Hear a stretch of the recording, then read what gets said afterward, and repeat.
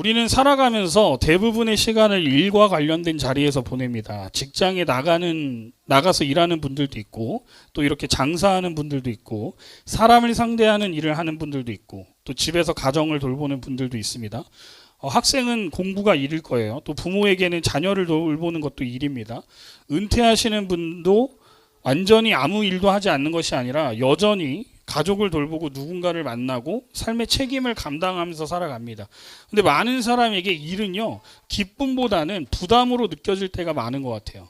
아침에 알람이 울리면 마음이 무거울 수 있습니다. 또 출근해야 되나? 또 사람들 만나야 되나? 오늘도 해야 할 일이 많은데 어떻게 버티지? 이런 생각이 들 수 있습니다. 또 어떤 분들은 일이 너무 많아서 지치고, 어떤 분들은 일이 없어서 불안해합니다. 어떤 분들은 열심히 일하는데 인정받지 못해서 속상하고, 어떤 분들은 내가 하는 일이 과연 무슨 의미가 있는지 몰라서 허무함을 느끼기도 합니다. 특별히 요즘 청년들과 젊은 세대를 보면요, 일에 대한 불안이 더 크게 느껴지는 것 같아요. 단순히 일을 하기 싫어서가 아닙니다. 열심히 일해도 미래가 잘 보이지 않는다라는 불안이 있어요. 월급을 받고 아껴 쓰고 저축을 해도 집을 마련하기가 어려워요. 근로소득만으로는 점점 벌어지는 자산 격차를 따라잡기가 어렵다는 생각이 많은 사람들의 마음속에 자리 잡고 있습니다. 제가 통계를 좀 찾아보니까요, 이 현실이 숫자로도 나타나더라고요. 한국예탁결제원 자료를 인용한 아주경제 보도에 따르면요, 국내 개인 주식 투자자 가운데 20대 이하와 30대 투자자를 합하면요, 약 464만 명이라고 합니다. 그러니까 전체 개인 투자자의 약 32.2%가 주식 투자자 3명 중 1명가량이 30대 이하라는 뜻이에요. 그런데 이들이 실제로 보유한 주식 수는 전체의 약 7.7%에 불과하다고 합니다. 그러니까 젊은 세대가 주식 시장에는 많이 들어와 있지만 실제로 투자할 수 있는 종잣돈은 중장년층보다는 훨씬 적다라는 뜻이에요. 더 염려되는 것은요, 그러니까 돈이 없으니까 어떻게 해요? 대출을 받습니다. 빚을 내서라도 투자하는 흐름이에요. 금융감독원이 상위 10개 증권사를 집계한 자료를 인용한 보도에 따르면요, 2030 세대의 신용거래 융자 잔고가 1년 전보다 78% 넘게 증가했다고 합니다. 그러니까 신용거래융자는 쉽게 말하면 내 돈이 아니라 증권사에서 돈을 빌려서 주식을 사는 걸 말하는 거예요. 그러니까 주식 투자 자체가 무조건 잘못이라는 지금 말을 하는 게 아닙니다. 문제는 청년들이 주식을 단순한 재테크가 아니라 월급만으로는 이 현실을 따라잡을 수 없다. 한 번에 뒤집을 만한 뭔가 한 방이 필요하다. 이것 때문에 마지막 사다리처럼 붙들기 시작했다는 데 있다는 거예요. 또 고용 현실도 여러분 단순하지가 않아요. 국가통계인 2026년 6월 고용 동향 자료를 기준으로 보면요, 20대 고용률이 59.7%였습니다.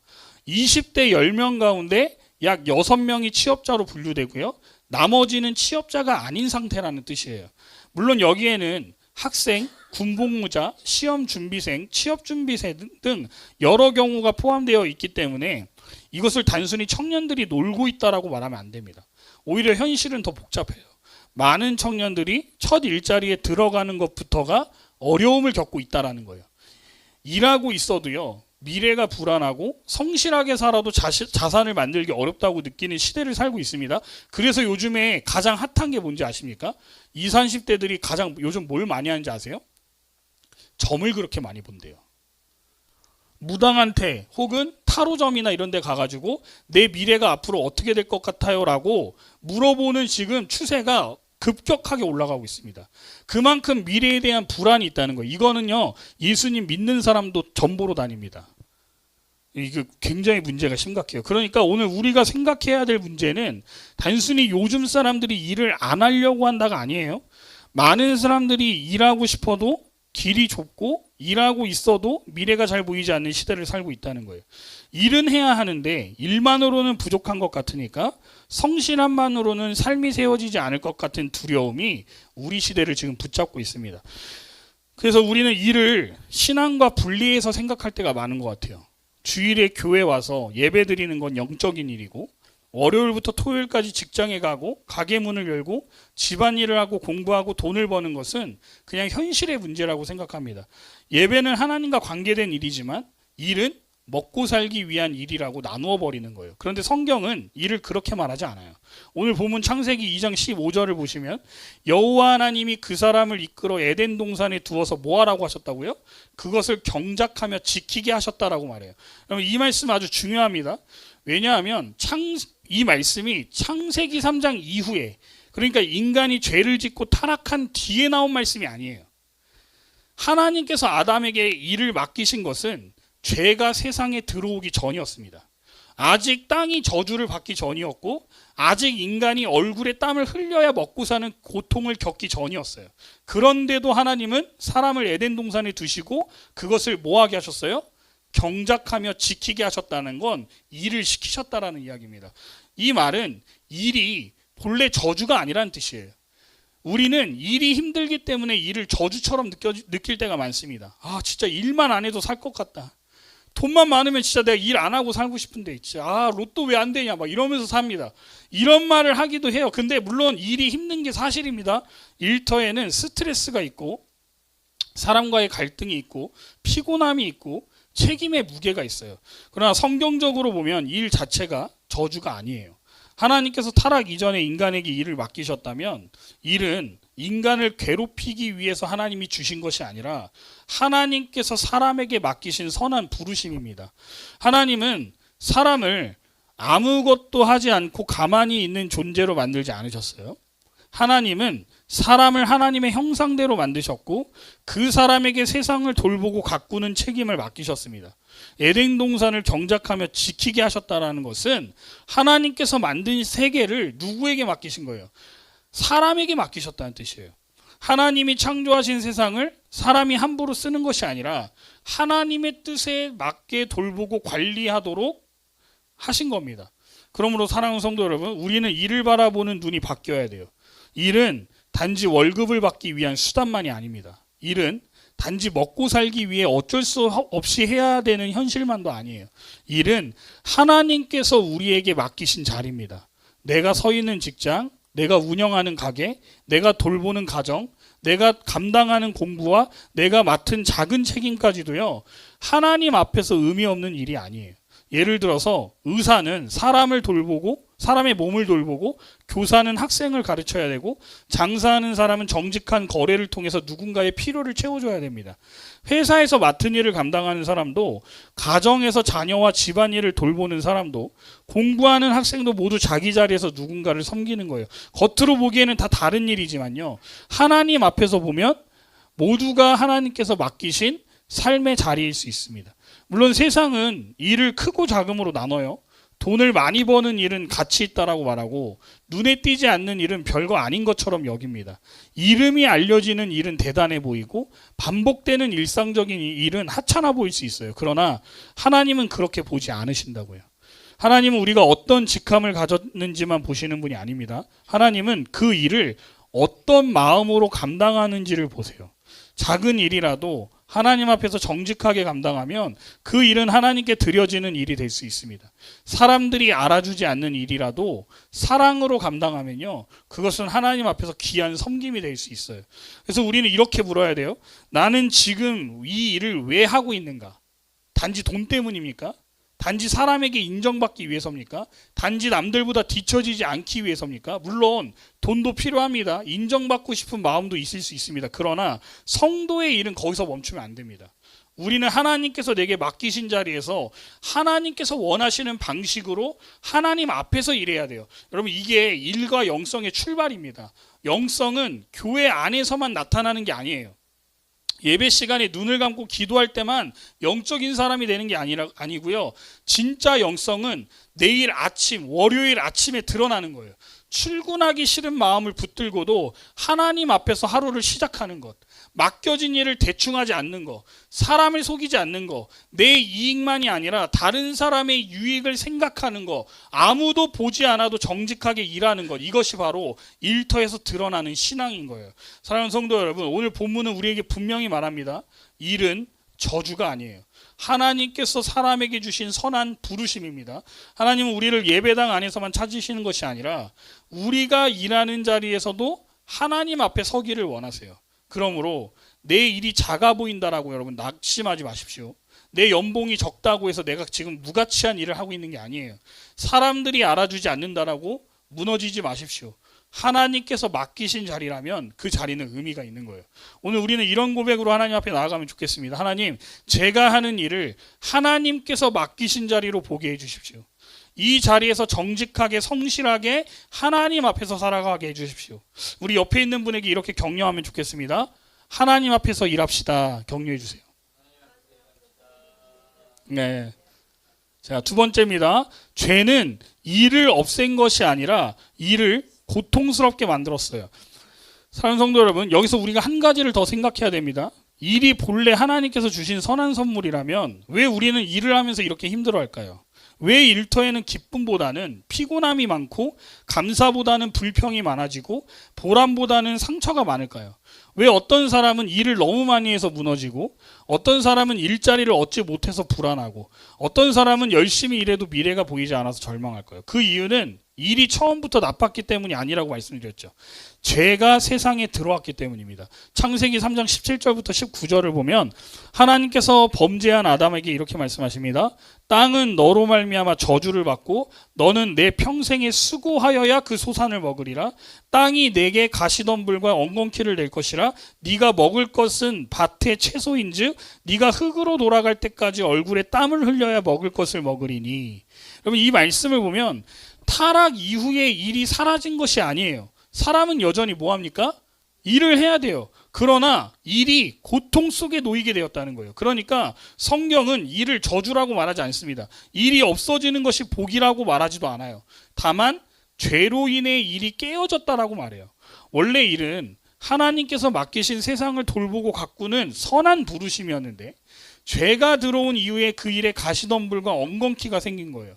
땀과 수고가 생겼습니다. 염려와 경쟁이 생겼어요. 사람과 사람 사이에 갈등이 생겼습니다. 그래서 우리는 일을 하면서 단순히 몸만 피곤한 것이 아니라 마음도 지치게 된 거예요. 우리가 매일 경험하는 현실이 그렇습니다. 일은 해야 되는데 일이 뜻대로 되지 않을 때가 있어요. 열심히 해도 결과가 따라오지 않을 때가 있습니다. 나는 성실하게 일한다고 생각하는데 성실하게 일한 만큼 결과가 안 따라줘요. 오히려 악독하게 굴어야 돈을 잘 법니다. 이건 어쩔 수 없는 일이에요. 직장에서는 비교가 생기고요. 장사하는 분들은 매출 때문에 마음이 무너질 때가 있고 가정에서 수고하는 분들은 아무도 알아주지 않는 반복 속에서 지칠 때가 있습니다. 집안일을 제가 요즘 많이 하고 있거든요. 아무래도 해도 티가 안 나요. 지금 어제 우리 집 갔다 온 엊그저께랑 어제 갔다 온 분들 지금 갸우뚱하죠. 치웠다고 저게? 약간 이렇게 지금 하시는데 제가 열심히 치우는데도 티가 안 나요. 그러니까 여러분, 우리 결혼하신 분들, 이제 결혼할 분들 집안일 할 때 뭐라고 하시면 안 됩니다. 예, 열심히 치웠는데 티가 안 나는 것 뿐이에요. 학생들은 공부를 하면서 늘 경쟁 속에서 놓여요. 나는 최선을 다했는데 누군가는 더 앞서가는 것 같고 나는 버티고 있는데 세상은 더 빨리 달려가는 것처럼 느껴질 때가 있습니다. 이것이 죄로 깨어진 세상 속에서 경험하는 일의 현실이에요. 그래서 일은 쉽게 우리에게 두 얼굴로 다가옵니다. 한편으로 일은 하나님께서 주신 선한 부르심입니다. 그러나 다른 한편으로는 죄로 인해 일은 우리를 지치게 만들고 우리 마음을 흔들고 때로는 우리를 하나님보다 더 강하게 붙잡는 것이 되기도 해요. 특별히 일은 우상이 되기 쉽습니다. 내가 일을 통해 내 가치를 증명하려고 하면요, 일이 어떻게 되는지 아세요? 우상이 돼요. 내가 얼마를 버는지, 어떤 직장에 다니는지, 어떤 성과를 내는지로 나 자신을 평가하기 시작하면요, 일은 더 이상 하나님께서 맡기신 자리가 아니라 나를 증명하는 무대가 되는 거예요. 그래서 일이 잘 되면 내가 대단한 사람처럼 느끼고 이 일이 잘 안 되면 내 인생이 실패한 것처럼 느끼게 되는 겁니다. 그러면 일이 나를 섬기는 것이 아니라 내가 일에 끌려다니게 되는 거예요. 돈도 마찬가지예요. 돈이 왜 안 필요하겠습니까? 가족을 돌보고 생활을 유지하고 책임을 감당하려면 돈이 필요해요. 근데 성경은 돈이 없다고 말하지도 않아요. 그러나 돈이 내 마음의 주인이 되기 시작하면 문제가 되는 거예요. 돈 때문에 정직을 버리고 돈 때문에 사람을 이용하고 돈 때문에 하나님께 드려야 할 시간과 마음까지 밀어내면 그때 일은 하나님께 드리는 자리가 아니라 돈을 섬기는 자리가 되어버립니다. 그래서 앞에서 살핀 청년들의 현실도 단순히 투자 문제만으로 볼 수 없어요. 주식 투자 자체가 죄라는 말이 아닙니다. 요즘 목사님들이 주식 투자를 하지 말라고 막 엄청 글들을 많이 올리세요. 그리스도인이 주식 투자를 하면 되냐 뭐 이런 식으로 얘기하시는 분들이 있어요. 그러니까 하는 게 나쁘다는 게 아니라 거기에 막 목숨 걸고 하는 사람들을 이제 뭐라고 하는 거예요? 성실하게 공부하고 지혜롭게 자산을 관리하는 것은 필요할 수 있습니다. 그러나 난 월급만으로는 안 돼. 빨리 벌어야 돼. 한 번에 뒤집어야 된다. 이거 놓치면 끝이다라는 조급함이 우리 마음을 지배하기 시작하면 그것은 단순한 경제 문제가 아니라 영적인 문제가 됩니다. 일과 돈과 미래에 대한 불안이 하나님을 밀어내고 내 마음을 붙잡기 때문입니다. 사랑하는 성도 여러분, 죄는 일을 없애지 않았어요. 죄는 일을 고통스럽게 만든 겁니다. 그리고 그 고통 속에서 우리는 자꾸 하나님을 잊어버려요.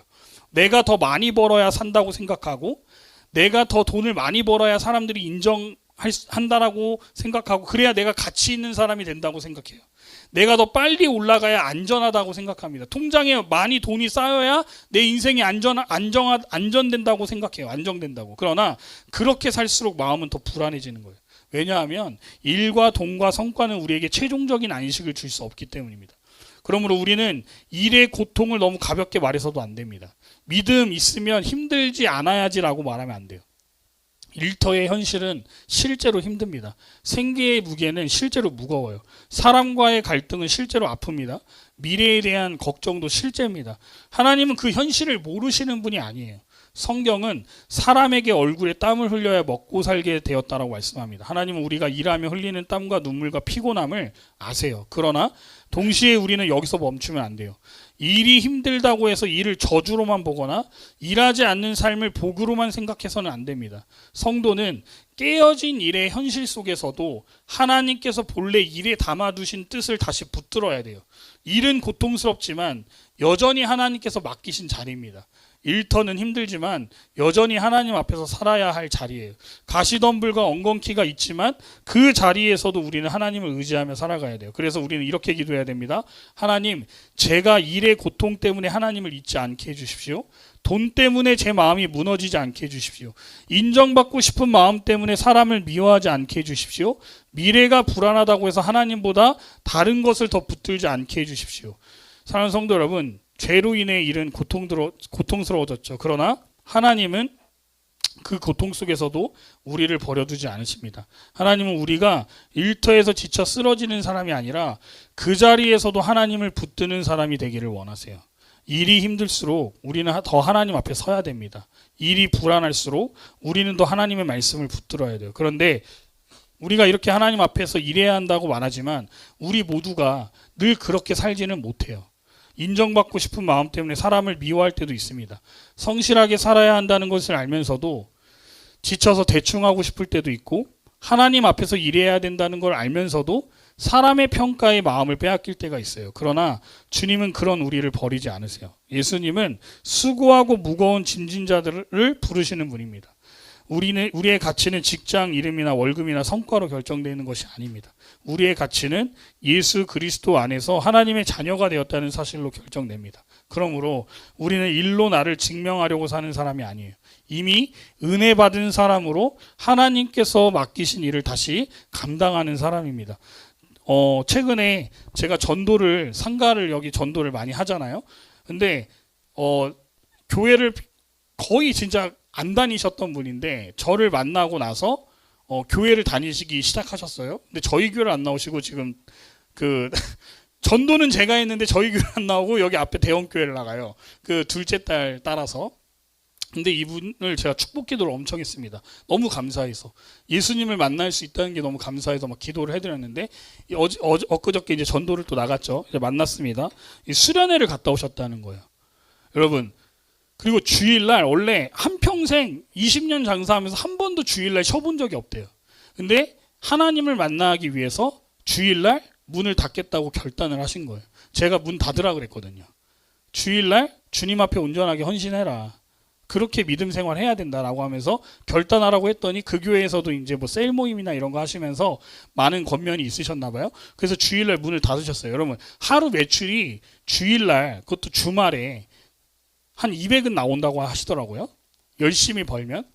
근데 여러분 200을 포기하고 교회 가서 예배 드리는 게 이게 쉬운 일일까요? 이게 쉬운 일이 아니에요, 여러분. 장사하는 사람 입장에서. 근데 결단하고 주의를 온전히 드렸더니 평안하다는 거예요, 마음이. 그동안 20년 동안 늘 불안하고 힘들고 마음이 어렵고 막 지쳐 있었는데 교회를 가서 하나님을 만나기 시작하니까 마음이 편안해지고 돈에 억눌림이 안 당한다는 거예요. 우리 조봉천 성도님만 해도 이 프리랜서입니다. 본인이 일거리를 받아서 하는 분이기 때문에 또 요즘 경기가 많이 좋지가 않아서 사실상 쉽지 않아요. 그런데 본인이 주일날 하나님 앞에 예배드리기 위해서 평일날 저녁 9시, 10시까지 일을 하십니다. 주일을 지키기 위해서. 그런데 신기하게도 저한테 뭐라고 고백하는지 아세요? 목사님, 하나님께서 신기하게 주일까지도 다 일했을 때와 지금 주일을 빼고 일할 때 월급을 똑같이 받게 하십니다. 이렇게 고백하시더라고요. 전혀 물질적으로 어려움이 없게 하셨다라는 고백을 하셨다는 거예요, 저한테. 그리고 우리 양희석 형제도 주일날 문을 닫잖아요. 여러분, 이게 쉬운 게 아니라니까요.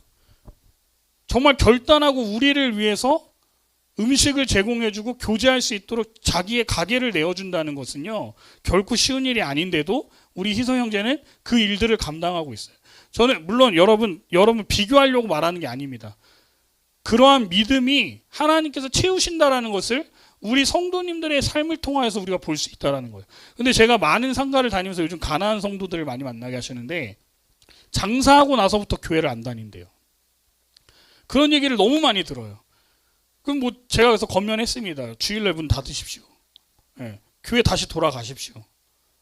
계속 권면하고 다녀요. 뭐 이제 선택은 본인 몫이니까 이제 저는 거기까지만 얘기하지만, 물론 들을 만한 사람한테만 말합니다. 뭐 들을 만할 것 같지 않으면 말을 아예 안 하지만, 어쨌든 하나님께서 나의 인생을 책임지신다라는 그 믿음이 있어야 된다는 거예요. 그렇다면 사랑하는 성도 여러분, 죄로 인해 고통스러워진 일의 자리에서 성도는 어떻게 살아야 될까요? 골로새서 3장 23절과 24절은 이렇게 말씀합니다. 우리 하나님 말씀 함께 볼까요? 골로새서 3장 24절과 24절은 이렇게 말합니다. 무슨 일을 하든지 마음을 다하여 주께 하듯 하고 사람에게 하듯 하지 말라. 이는 기업의 상을 주께 받을 줄 아나니 너희는 주 그리스도를 섬기느니라. 이 말씀은 우리의 일하는 태도를 아주 분명하게 바꿔줍니다. 성도는 단지 사람에게 보이기 위해 일하는 사람이 아니라는 거예요. 물론 우리는 직장에서 상사를 대하고 가게에서 손님을 대하고 가정에서 가족을 섬기고 학교에서 선생님과 친구들을 만납니다. 그러나 그 모든 자리에서 성도가 기억해야 할 가장 중요한 사실은 이거예요. 나는 지금 누구 앞에서 일하고 있다고요? 하나님 앞에서 일하고 있다는 것을 여러분 꼭 기억하시라는 거예요. 사람에게 보이려고만 일하면요, 우리의 마음은 쉽게 흔들려요. 알아주면 열심히 하고 알아주지 않으면 서운해합니다. 칭찬을 받으면 힘이 나고 비판을 받으면 무너집니다. 누가 보고 있을 때는 성실하게 하다가도 아무도 보지 않으면 대충 하고 싶은 마음이 생겨요. 그러나 죽게 하듯 일하는 사람은 기준이 달라지는 거예요. 사람들이 보든 말든, 사장님이 보든 말든 하나님께서 보신다는 것을 믿기 때문에 열심히 하는 거예요. 물론 이 말은 부당한 일을 당해도 무조건 참고 견디라는 뜻이 아닙니다. 잘못된 구조가 있으면 지혜롭게 말해야 될 때도 있고 도움을 구해야 할 때도 있어요. 성경은 불의와 착취를 정당화하지 않습니다. 다만 어떤 상황 속에서도 성도는 자기 마음을 하나님 앞에 세워야 한다는 거예요. 세상이 다 그렇게 한다고 나도 속이고, 사람들이 몰라준다고 나도 불성실해지고, 억울하다고 나도 악하게 반응한다면 우리는 일터에서 하나님을 잊어버리는 겁니다. 실예로 제가 이중직을 오래 했잖아요. 아르바이트를 하는데 사장님이 장로님이래요. 근데 저한테 그러는 거예요. 4대 보험 안 들어주는 대신 월급 조금 더 받을래? 아니면 4대 보험 받고 월급 줄일래? 이러는 거예요. 여러분, 이거 고용노동부 법의 불법입니다. 원래 그렇게 하면 안 돼요. 근데 장로님이 그러니까, 제가 그때 신학생이었거든요. 우리 장빈이 그 전도사 시절, 내가 우리 장빈이랑 같이 있을 때 시절이에요. 엄청 시험 받았어요, 그때. 여러분, 장사하시는 분들 정직하게 하십시오. 예, 떼어먹지 마세요, 진짜. 하나님 다 보고 있습니다. 그러면 에베소서 4장 28절은 수고하여 선한 일을 하라. 이는 돌볼 것이 있는 자에게 나누어 줄 수 있게 하려 함이라 라고 말씀합니다. 이 말씀은 우리가 왜 일해야 하는지를 다시 보여줘요. 일은 내 생존만을 위한 것이 아니에요. 하나님께서 내 삶을 책임지게 하시는 통로이면서 동시에 다른 사람을 섬기게 하시는 통로입니다. 내가 정직하게 일할 때 누군가가 유익을 받는 거예요. 내가 목회자이고 내가 장사를 하는데 내가 막 남 등쳐먹고 이러면 그 사람 교회 가겠습니까? 여러분 때문에 교회 절대 안 가요, 그 사람은. 그래서 우리가 항상 정직하게 살아야 되는 거예요. 내가 맡은 일을 성실하게 감당할 때 공동체가 세워지는 거고, 그게 전도인 거예요. 내가 얻은 것을 나누면서 살아갈 때 일은 욕망의 도구가 아니라 사랑의 도구가 되는 거예요. 그러므로 성도는 일하면서 이렇게 물어야 됩니다. 이 일을 통해 내가 누구를 섬기고 있는지, 이 자리에서 하나님께서 기뻐하시는 태도는 무엇인지, 나는 지금 사람에게 보이려고 일하고 있는지 아니면 주께 하듯 일하고 있는지, 이 질문을 여러분들 항상 생각하시면서 일하셔야 돼요. 직업의 크기보다 중요한 건 뭐예요? 마음의 방향이에요. 수입의 많고 적음보다 중요한 것은 그 일을 하나님 앞에서 감당하고 있는가입니다. 고린도전서 10장 31절은 너희가 먹든지 마시든지 무엇을 하든지 다 하나님의 영광을 위하여 하라라고 말씀합니다. 먹고 마시는 일상적인 일까지 하나님의 영광을 위해 할 수 있다면 우리가 매일 감당하는 일도 하나님의 영광을 위해 할 수 있어요. 주일 예배에서만 나와가지고 하나님 찬양합니다, 하나님 사랑합니다, 주일에 하나님 앞에 예배 드린다는 사람이 월요일부터 토요일까지 자기 자리에서 정직하게 성실하게 사랑으로 살아가지 않는다면 그 삶은 예배의 고백이 실제로 드러나는 게 아닌 거예요. 이중적인 삶을 살지 마십시오. 말씀을 들었으면 말씀대로 살려고 노력해야 되는 거예요. 누가 보신다고요? 그 삶을? 하나님이 보고 계세요. 사랑하는 성도 여러분, 내일이 되면 우리는 다시 각자의 자리로 이제 돌아갈 겁니다. 어떤 분은 직장으로 가고 어떤 분은 가게 문을 또 열 거예요. 그 자리가 늘 불편하고 즐겁지는 않을 겁니다. 피곤할 때도 있고 억울할 때도 있고 아무도 알아주지 않는 것 같아서 마음이 무너질 때도 있을 겁니다. 그러나 그 자리에서 한 가지를 기억하셨으면 좋겠습니다. 나는 혼자 일하는 사람이 아니에요. 하나님께서 나를 보고 계시고 하나님께서 내 삶의 자리를 알고 계십니다. 사람들은 내 수고를 다 몰라줄 수 있지만 하나님은 아세요. 사람들은 결과만 볼 수 있지만 하나님은 내가 어떤 마음으로 버티고 있는지, 어떤 마음으로 정직하려고 애쓰는지, 어떤 마음으로 다시 일어나려 하는지 아십니다. 제가 상가 여기 전도 다니면서 제일 또 많이 듣는 말이 뭔지 아세요? 목사님은 다르네요. 이 말을 많이 들어요. 이거 지금 제 자랑하는 겁니까? 맞아요. 제 자랑하는 거예요. 여러분, 진짜로 가면은 목사님들 욕을 엄청 해요, 저한테. 이 동네 이 파주 금초는요, 토박이들이 많아요. 이 동네 오래 사신 분들이 많습니다. 장사하는 분들도 기본 15년, 20년 하신 분들이 많아요. 제일 장사 오래 안 했어도 10년이에요. 이분들이 항상 하는 말이 있어요. 목사님은 다르네요. 그런 얘기를 정말 많이 하세요. 근데 얘기를 들어보면 다 이 교회 자리가 여기가 10년 동안 5번 바뀌었잖아요. 아무튼 막 여러 교회 목사님들에 관련된 안 좋았었던 이미지를 10년 전, 20년 전인데도 각인이 되어가지고 저한테 막 얘기를 해요. 저기 교회 목사님 아니냐고 그러면서. 내가 어떻게 알아요? 만나본 적이 없는데. 그리고 막 얘기를 해요. 막 그분 때문에 내가 시험 들었던 얘기를 막 해요, 저한테. 그럼 제가 어떻게 해야 되겠습니까? 죄송합니다. 제가 대신 사과하겠습니다. 이러고 하는 거예요. 근데 여러분, 제가 그걸 보면서 뭘 느꼈냐면, 야, 진짜 똑바로 지내야겠다. 똑바로 살아야겠다. 안 보는 것 같죠? 다 봅니다, 이분들이. 내가 어떻게 행동하고 다니는지, 길에서 침은 뱉었는지, 옷은 똑바로 입고 다니는지, 행동 거지는 똑바로. 여러분, 장사하는 분들이 눈썰미가 얼마나 좋은지 몰라요. 이게 딱 보고 소문내고 다녀요. 여기저기에다가. 그래서 진짜 똑바로 살아야겠다는 생각을 합니다. 그래서 제가 여러분들 전도 다닐 때마다 항상 뭐 얘기해요? 제가 저 고추장 삼겹살 부대찌개 우리 교회 교인입니다. 저기 통영랑 우리 교인입니다. 저기 정담원 우리 교인입니다. 제가 다 얘기하고 다녀요. 여러분들 손님 오면 똑바로 하셔야 돼. 잘하셔야 돼요. 제가 다 소문내고 다니니까. 우리 바른교회 성도라고 제가 소문내고 다니기 때문에 여러분들이 똑바로 해야 바른교회도 같이 역시 바른교회 다니는 성도님들은 다르구나. 이게 돼야 복음이 전해지는 거예요. 예. 여러분께 부탁드립니다. 간곡히. 자, 그러므로 이번 주에 우리 일터에 나가실 때 짧게라도 이렇게 기도합시다. 하나님 오늘도 제 삶의 자리에서 하나님을 잊지 않게 해주십시오. 사람에게 보이기 위해서가 아니라 주님 앞에서 살게 해주십시오. 제 손에 수고가 헛되지 않게 하시고 이 일을 통해 누군가를 섬기게 해주십시오. 우리는 일로 자신을 증명해야 하는 사람들이 아니에요. 우리는 이미 예수 그리스도 안에서 하나님의 자녀가 된 사람들입니다. 그래서 실패했다고 끝나는 인생도 아니고 사람들이 인정해주지 않는다고 해서 가치 없는 인생도 아니에요. 주님께서 우리를 붙들고 계시기 때문에 우리는 다시 우리의 자리로 돌아갈 수 있습니다. 지친 자리에서도 다시 성실할 수 있고 흔들리는 마음 가운데에서도 다시 정직할 수 있고 평범한 일상 속에서도 하나님을 기억할 수 있습니다. 바라기는 우리 바른교회 성도들이 하나님 앞에서 일하는 사람들이 되시길 바랍니다.